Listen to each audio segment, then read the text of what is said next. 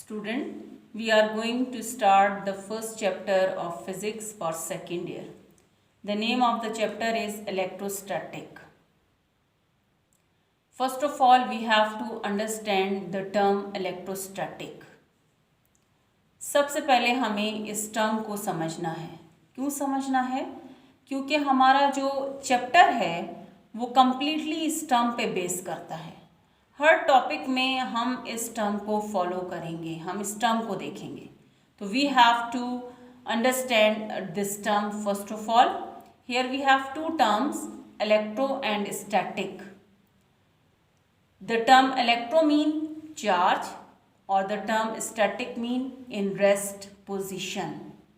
So in this way, in this chapter we will discuss the charge, or charge would be in rest position, or charge would be in stable or static position, or in still position. कहने का मतलब ये है कि इस chapter में हम charge को उसकी मूविंग कंडीशन में डिस्कस नहीं करेंगे. हम चार्ज को डिस्कस करेंगे या तो चार्ज लाई कर रहा होगा किसी पॉइंट ए पे, या किसी पॉइंट बी पे, या किसी प्लेट पे प्रेजेंट होगा, और चार्ज अपनी स्टेबल और रेस्ट पोजीशन में होगा. हम चार्ज को इसकी मूविंग कंडीशन में डिस्कस नहीं करेंगे. तो ये जो चैप्टर है ये कम्प्लीटली बेस करता है चार्ज, और चार्ज की कौन सी पोजीशन पे, रेस्ट पोजीशन पे, स्टैटिक और स्टिल पोजीशन पे.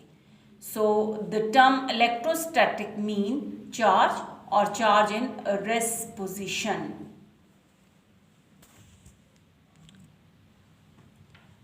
तो अगर हम इसे डिफाइन करें, so see the definition of this electrostatic: branch of physics which deals with the electric charge at rest or in stable position. वही बात जो मैंने आपको क्लियर की कि हमारा पूरा चैप्टर जो है वो इन दो टर्म्स पे बेस कर रहा है. ये दोनों टर्म्स हमें सिर्फ एक बात बता रही हैं, चार्ज है और चार्ज लाई कर रहा होगा किसी पॉइंट, किसी पोजीशन पे, और ओवरऑल चार्ज किस फॉर्म में होगा, रेस्ट फॉर्म में होगा. हम चार्ज को उसकी कंटिन्यूस मूवमेंट के साथ इस चैप्टर में डिस्कस नहीं करेंगे. तो जब चार्ज को हम उसकी रेस्ट, स्टेबल और स्टैटिक पोजीशन में डिस्कस करेंगे तो वो टर्म हमारे पास क्या है, that term is called the electrostatic.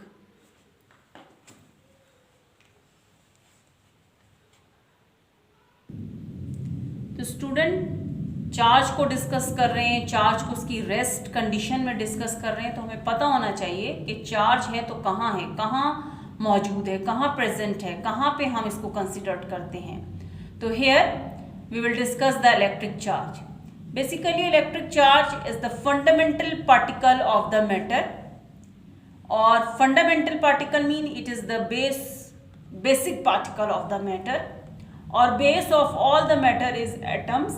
In atoms electron and proton are present in the form of charge. तो इसका मतलब है चार्ज एक इंट्रिंसिक कैरेक्टरिस्टिक्स है, छुपी हुई कैरेक्टरिस्टिक्स है. कहाँ छुपी हुई है? मैटर्स में. और वी नो कि base of all the matter is atom. Her matter की जो बेस है वो एटम्स है. जब एटम की बात आती है, it's mean in atoms electrons are present. Electron mostly revolve in orbits. Proton is present in the nucleus. Proton nucleus में होता है. तो इट्स मीन कि इलेक्ट्रिक चार्ज जो है वो एक बेसिक या फंडामेंटल पार्टिकल है, और इंट्रिंसिक पार्टिकल है, छुपा हुआ है. किस में छुपा हुआ है? मैटर्स में. मैटर्स में कहाँ पे? एटम्स में. एटम्स में कहाँ पे? एटम्स में ये मौजूद है इन the form of electron and proton. तो हम कहते हैं कि जो इलेक्ट्रॉन और प्रोटॉन है वही कंसिडर्ड किया जाता है as a charge particle. So if we will consider the proton, proton is positive charge particle. It is present in the nucleus.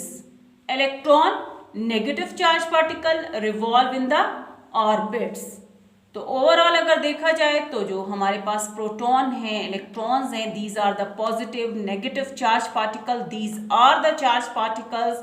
These are the fundamental characteristics of the matter. These are the fundamental particles of the matter. These are the intrinsic characteristics of the matter, ये matter की intrinsic characteristics है, fundamental particle है, छुपा हुआ है, और कहाँ छुपा हुआ है, मैटर में छुपा हुआ है। तो इलेक्ट्रोस्टैटिक जो चैप्टर हम पढ़ने जा रहे हैं, इलेक्ट्रोस्टैटिक में दो टर्म्स हैं, इलेक्ट्रो रिलेटेड है चार्ज से, स्टैटिक रिलेटेड है चार्ज की रेस्ट पोजीशन से या चार्ज की स्टैटिक या स्टेबल पोजीशन से। तो हम इस चैप्टर में चार्ज को उसकी रेस्ट पोजीशन, रेस्ट सिचुएशन में डिस्कस करेंगे। चार्ज की कंटिन्यूस मूवमेंट इसमें इन्वॉल्व नहीं है। चार्ज को हम किसी पॉइंट ए बी पर देखेंगे, वहां पे प्लेस है, रखा हुआ है और रेस्ट फॉर्म में होगा, रेस्ट पोजीशन में होगा, किसी पॉइंट पे लाई कर रहा होगा, रेस्ट फॉर्म में, रेस्ट पोजीशन में, कंटिन्यूस मूवमेंट चार्ज की इन्वॉल्व नहीं है। तो इस बेसिस पे यहाँ पे इस चैप्टर को हम नाम दे रहे हैं इलेक्ट्रोस्टैटिक का, और इसमें हम डिस्कस कर रहे हैं चार्ज को, जो कि एक बेसिक पार्टिकल है मैटर्स का। और मैटर्स में ये हमें कहाँ पे मिलता है, एटम्स में। एटम्स में किस फॉर्म में अपीयर होगा, प्रोटॉन और इलेक्ट्रॉन की फॉर्म में। प्रोटॉन को always we will call the positive charge particle, electron is called the negative charge particle. Now the SI unit of charge is coulomb. All of you familiar with SI units, system international की coding unit. तो SI unit जो है charge की वो coulomb है, C से represent करते हैं। और जो इलेक्ट्रिक चार्ज या इलेक्ट्रॉन पे जो चार्ज की वैल्यू या मैग्नीट्यूड होता है वो हमारे पास होता है 1.6 इंटू 10⁻⁻⁹ कूलम। ये एक्सपेरिमेंटल वैल्यू है, एक्सपेरिमेंटल फैक्ट्स के अकॉर्डिंग दी गई है, एक्सपेरिमेंटल रिजल्ट के अकॉर्डिंग बेस करती है।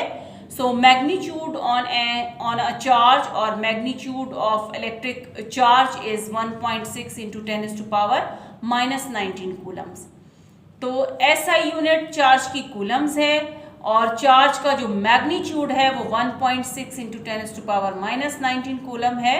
ओवरऑल अगर हम देखें तो हमारे पास जो टॉपिक इलेक्ट्रोस्टैटिक है, जिसमें हमने इलेक्ट्रो टर्म को देखा, स्टैटिक टर्म को देखा, चार्ज कहाँ लाए करता है उसे देखा, किस फॉर्म में लाए करता है उसे देखा, यूनिट को डिस्कस किया, मैग्नीट्यूड जो है चार्ज का उसको डिस्कस किया। इस तमाम टॉपिक में से जो एक आपके पास स्टार्ट है चैप्टर का, इसमें से अगर आप अपने एग्जामिनेशन पॉइंट ऑफ व्यू से देखें तो काफ़ी चीज़ें ऐसी हैं जो कि ऑब्जेक्टिव पार्ट हैं आपके पेपर का। लाइक इलेक्ट्रोस्टैटिक को डिफाइन करें, what is mean by electrostatic. As I told you, electrostatic mean charges, और चार्जेस आर इन स्टिल और stable position. One more objective question is related to in this way कि what is the SI unit of charge, what is the magnitude of charge. These all are the objective part, objective questions of your paper. So you must know the statement of electrostatic, you must know the SI unit of charge, you must know the magnitude on an electric charge. These all are the objective questions of your paper.